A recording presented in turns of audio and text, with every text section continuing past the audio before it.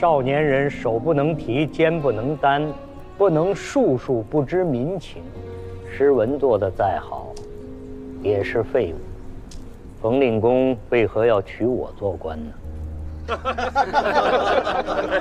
自是在无一众，确乎是个废物。700年前，司马氏做天子，40年而天下大乱，乃是废物。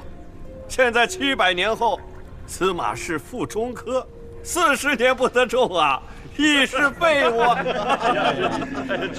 这700年的废物，真的是前无古人，后不追来者呀！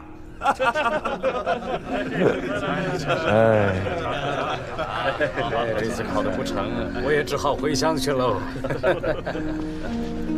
先生，我家主人相邀，还请先生不吝赐教。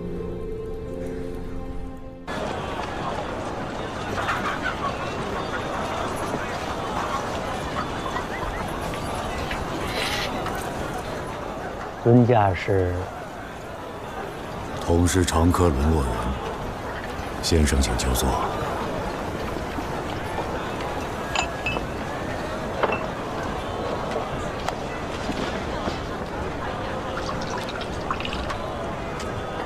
先生请。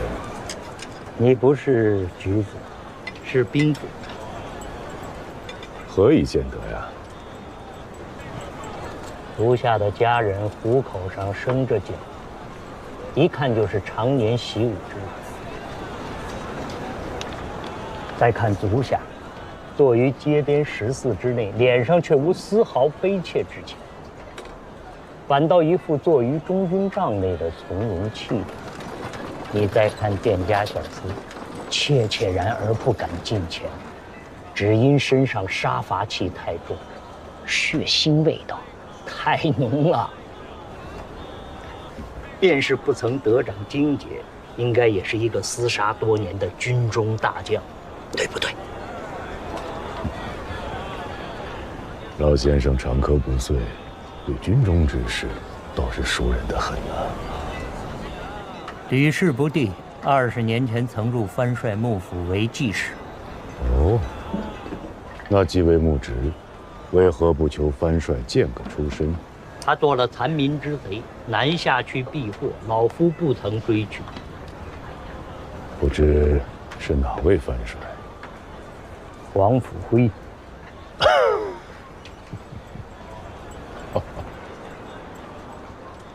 这位藩帅那可是能与当今天子临阵致师的猛将啊！那不也是个兵子出身的天子？兵子出身，便做不得天子吗？做得，太做得了。朱全忠是兵子，李天下是兵子，石敬瑭、刘知远、郭威不皆是兵子吗？前朝的世宗皇帝不是兵子，可惜呀，天不假年，最后还是换了位兵子上来。老夫活了偌大的年纪，这天底之下最不缺的便是丘八天子。既如此，老丈为何又进京来赴长科呀？老夫长科出仕，求的是一州一县临民而治，无意做天子私人。普天之下莫非王土，率土之滨莫非王臣。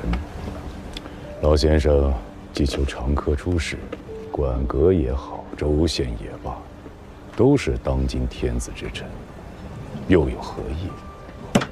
我问你，冯令公又是谁家之臣？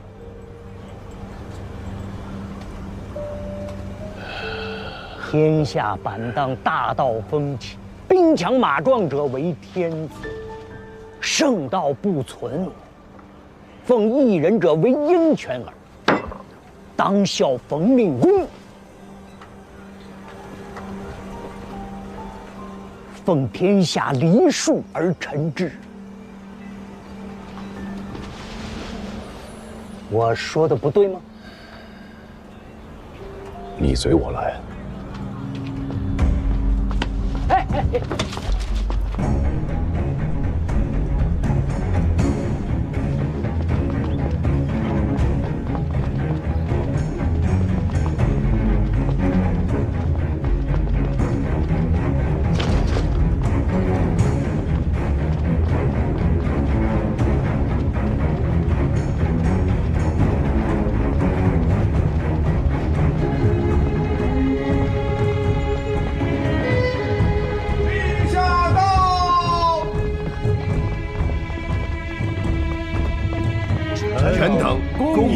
下。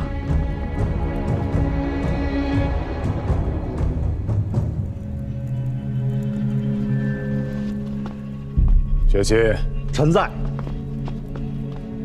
本岁长科，礼部贡士未取中者，即往岁长科15士以上未取中者，系列其名再造一册，皆赐今岁长科进士出身。陛下，无故事，无先例。今日之事，即是后世之先例。朕是个不通文墨、不懂故事的天子，故而要为天下开了这个先例。陛下，长科取士，应由礼部册名入奏，天下谓之正途。今陛下降祥恩，宜分其途，正其名，于是天下已公。长科取士，谓之正奏明；今日之事，谓之特奏明。长科举子司马溥，凡40年不得一中，今以特奏明取之，赐进士出身，特旨全序，为枢密院承旨。臣奉诏。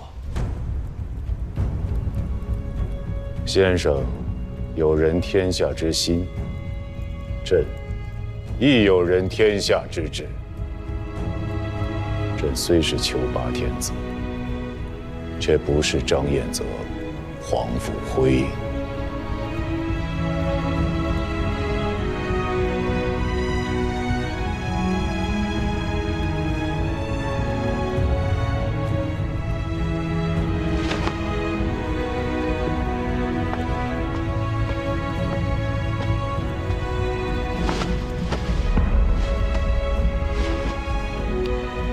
臣司马溥奉诏谢恩。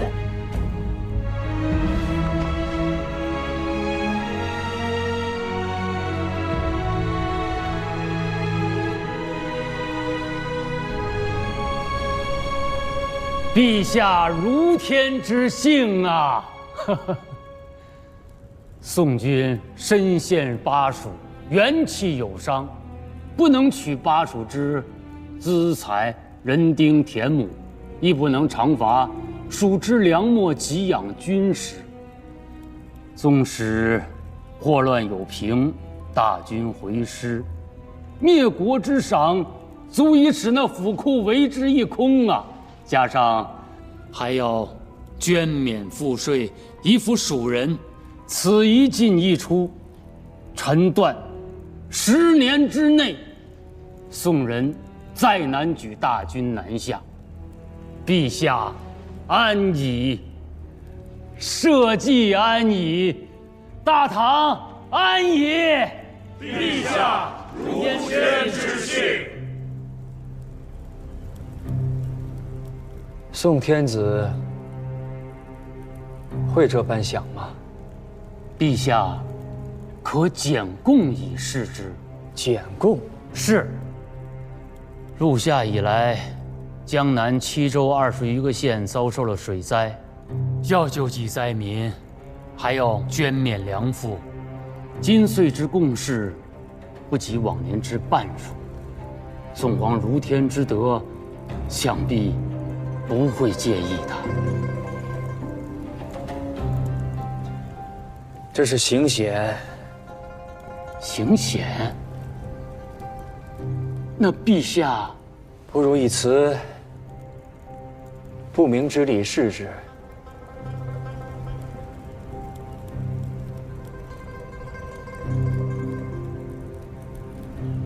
朕闻得江南水患，有多少州县遭灾？启奏陛下，共计7个州，28个县遭灾。有多少人罹难？没于水淹者，计23521人，毁坏房舍8900余间，淤没田亩近万顷。今岁的日子不好过呀。是。今年那20万两匹银券，朕不要了。徐亲，你将那些财帛都拉回去，与你家主上说。天下纷乱了近100年，家家户户日子都不好过。他既是江南地主，自当爱抚梨树。该卷免的钱粮当卷免，该赈济的州县当赈济。朕不拖他的后腿。只有穷家小户的日子过好了，朝廷和官府的日子才能跟着好过。陛下，如天之人，谈不上，都是自乱世活过来的，彼此体谅罢了。朕是个丘巴出身的天子，从来不打诳语，而君臣也大可不必揣测试探。不明之礼，是朕许给你家主上的恩典，既是恩典，朕不许你辞，你便不能辞。听明白了吗？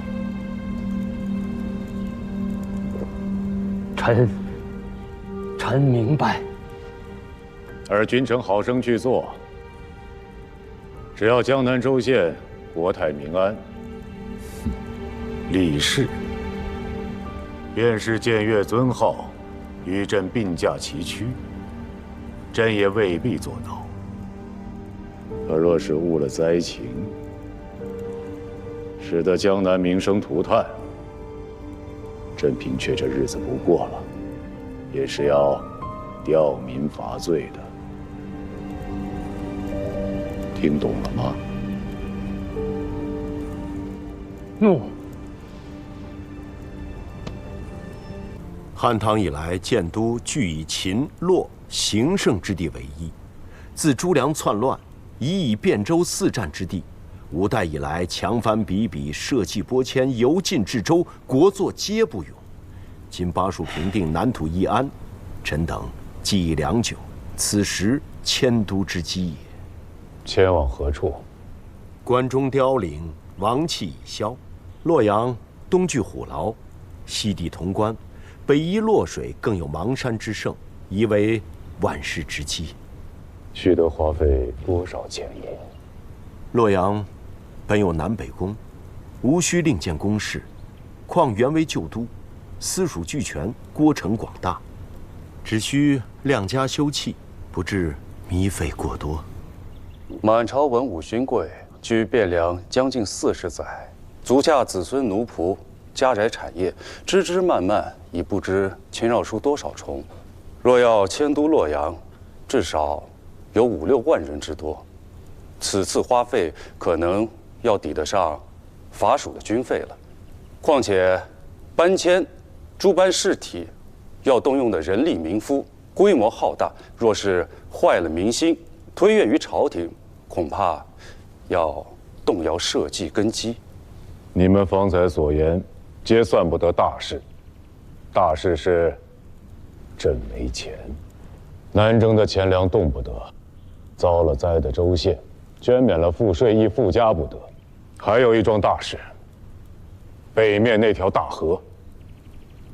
前朝世宗皇帝修了金堤，总算不至于每岁让洪水逼到城墙之下。可是下游的州县，依旧是岁岁溃堤决口，岁岁农田荒弃，民人死伤。赵相公与朕讲史，自汉以来，这条大河便是朝廷的良心。治不得大河，何以成正朔？所以说，哎呀，朕哪还有钱用来迁都啊？可以有。你说什么？臣言，钱可以有，却不是用来迁都。陛下欲屯和田，钱可以有；陛下欲治大河，钱亦可以有；陛下若迁都，钱一文没有。司马普，军前奏对，仔细施仪。陛下可知石敬瑭为何要迁都于大梁？只因天下州县输粮于洛阳，较之数量与汴州每10斤粮食要多出3斤的损耗。自5代以来，朝廷穷怕了，舍不得这3斤的粮食。陛下基业承自5代，比不得大唐盛世。咱们小门户过日子，宜俭不宜奢。穷人，咱们得有个穷人的活法。司马普，莫要太过放肆。雪琴，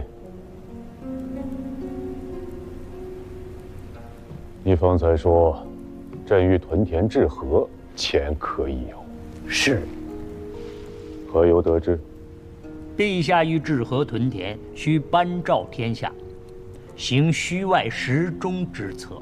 司马普，休得妄言！四海未平，天下未定，虚外实中，非其时也。中唐以来之积弊深远，猝然更易，必致动摇社稷根基，需缓缓图之。你们让他把话说完，请接着说。诸位相公心知肚明，只是无人说破而已。朝廷财政因何而支处窘迫？只因中唐以来藩镇林立，经节滥丰，州县财政皆握于节镇之手，实外而虚中，以至于朝廷想屯田、想练兵、想治大河，均难以为继。陛下若以三司体谅天下州县往岁之纳，自明罪起，咱们俄以定数，留之一城，予以地方，其余的押解回京师。不过3、5载，练兵屯田，乃至于修大河、讨四方，皆有余裕。天下节镇，手握财权以自肥，这是200年来所积累的弊端，陛下岂会不知？如今四方节镇，不是历经数朝的元戎众将，便是与陛下有择袍之意的故交旧部，朝廷还要仰仗他们出兵四方，平定天下。若现在收了他们的财权，行先生所谓的虚外实中之策，恐怕会引来天下骚乱。到时候1分钱收不上来事小，如果他们反乱或者抗命，坏了朝廷威信，乱了天下大局，必将引来奇祸。契丹尚在，南唐北汉建号不沉，5月未归，此时削藩，非其时也。非其时也，好一个非其时也！那所有的人不都是这么想的吗？自中唐以来，历代的君王，朱全忠、李天下、石敬瑭、刘知远，还有前朝的太祖、世宗皇帝，他们不都是这么想的吗？以藩镇治藩镇，以节度讨节度，以天下之贼平天下之贼。故而一代一代，皆是君为贼所逆，贼附而为君，世道轮回，往复无期。陛下口中说着欲效唐太宗，却以诛贼为故事，因循行之，还敢奢言以知太平，可笑啊！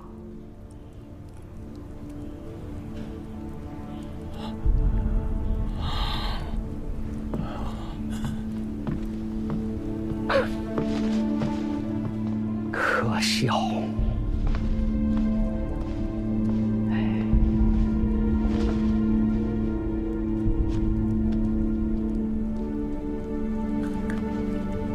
可笑！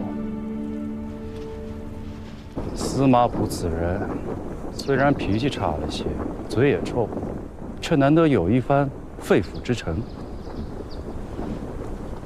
旁人不敢言之事，他敢言；旁人不敢为之事，也许他敢为之。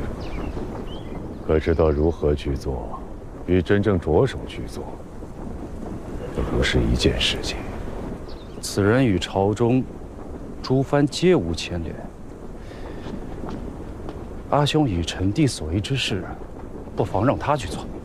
他在军中素无根基，如此狠戾手段，怕是不行。正因为如此，真要动起手来，才不会瞻前顾后，为人情权势所阻啊！阿兄既有所略，何不招他独见，当面议之？大王，相公，稍后，带老奴进去禀告。大王可知，陛下何以召臣至此啊？陛下欲在枢密院副使同知之下设一新职，以待承之。新职？签书枢密院使。自今日起，先生便要位列在职了。决以功赏，职以能论。臣入职以来，寸功未立，才华不显。陛下何以对此开启幸进之门呢？非常之事，必赖非常之人。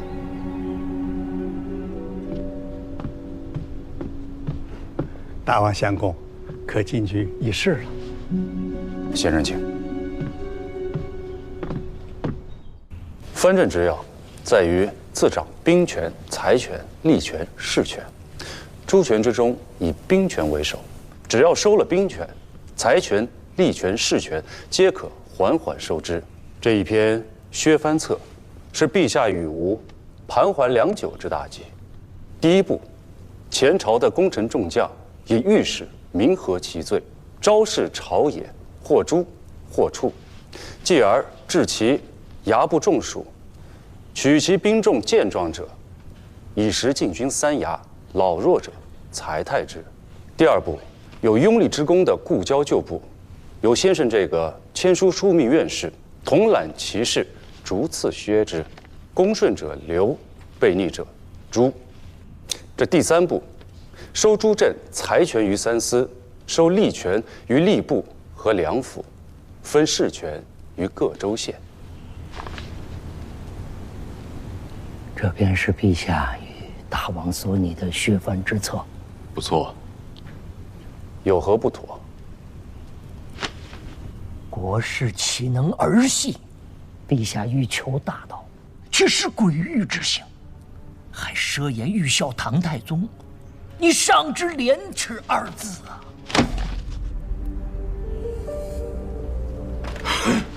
陛下既然要削藩，为何要将前朝之臣跟陈乔义的功臣故交分了亲疏远近？如此朝廷大政，陛下却不能行以公信。不要说天下藩镇，就连自己的贩夫走卒又何能心服呢？司马普，不要不知好歹，凡事都有经有权，大话好说。要真做了实事，那必然有先有后，有易有难，先易后难，此乃世之常理也。笑话！非常之事必赖非常之人，这是大王自家方才所说的。现在又说起世之常理，若事事按世之常理，陈乔义中，陛下又岂得为天子呢？司马普，你不要太放肆！这也正是臣要对陛下说的。陛下欲行百年未有之事，欲创太平安定之势，用事和行政便不当循乱世之恶例。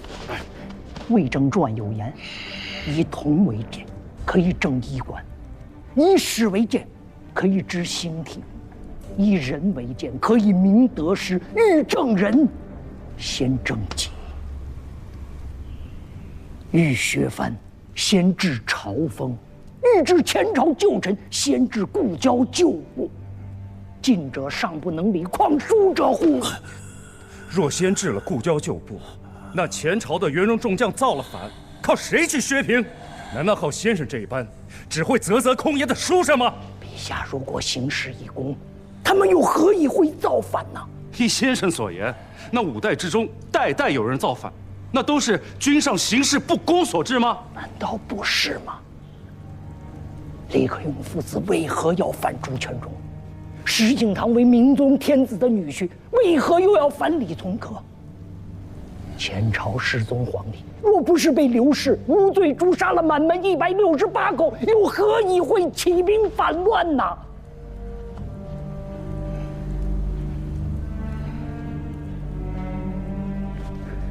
臣在陛下和大王所拟的削藩之策中，不曾见到天下太平，通篇入眼的皆是入人以罪4个字。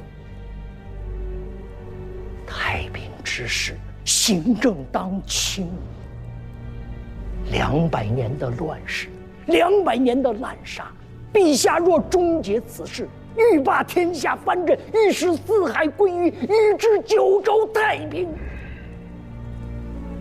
如果靠杀人，是做不到的。司马钦的史书弄得比正书，但你可曾见过历朝历代有不杀人而治太平的吗？前人或有不足，当陛下使之。凭什么？就凭陛下生在一个不杀人便不得活的乱世。陛下若是不能以不杀开此天下之先例，便做不得这太平年下之君。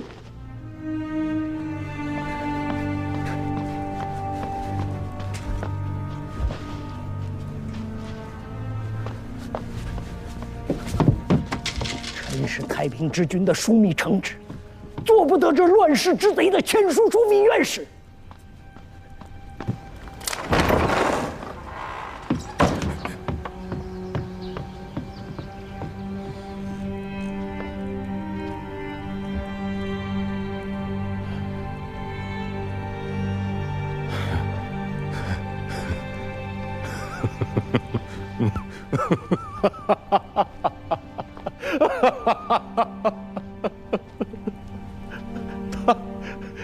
他眼里只有黄豆。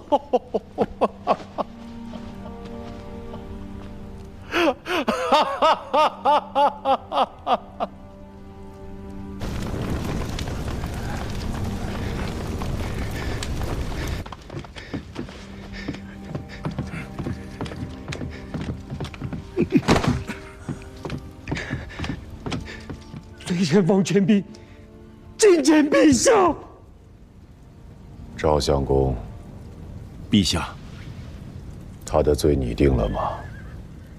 经两府合议，中武军节度使、西川路行营都部署王全斌，违例约束，专杀降兵，擅开公堂，致群盗之充斥，以致在牢吊发，方获平宁，继命悬归，而衔冤之诉，日拥国门，称其隐没金银、西域、钱帛16万700余贯，又擅开丰德库，至失钱28万2千余贯。王全斌，听明白了吗？臣辜负圣恩，罪该万死。万死能赎你的罪吗？当知何罪，两府可有所议？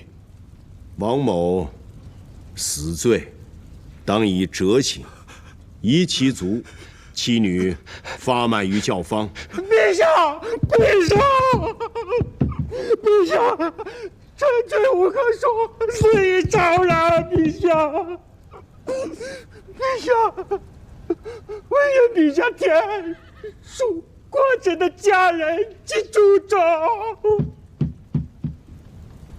恕？你居然还有脸面跟朕提一个恕字？西蜀之地10几个州郡将你逼得降而复返，多少人妻离子散，多少人死于盗左，多少人家财一空，又有多少人罹难于被你生生造出来的这场兵祸？朕今日若恕了你，那些被你逼得家破人亡的冤魂，又有谁来恕他们？以你之罪，今日但凡有一人敢与朕言你有可恕之理，朕便恕了你。陛下，臣有话要讲。